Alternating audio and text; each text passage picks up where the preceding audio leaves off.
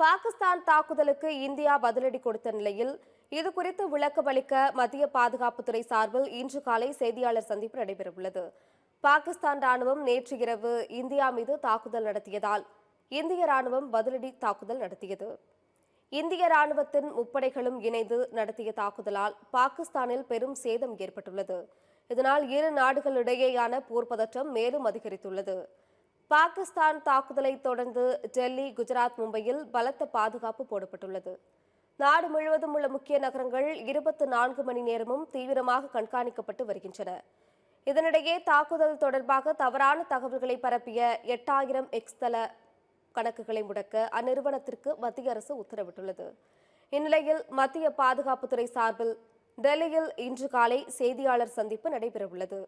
அப்போது பாகிஸ்தானின் தாக்குதலுக்கு இந்தியா பதிலடி கொடுத்தது குறித்து பாதுகாப்புத்துறை அதிகாரிகள் விளக்கம் அளிக்க உள்ளனர்.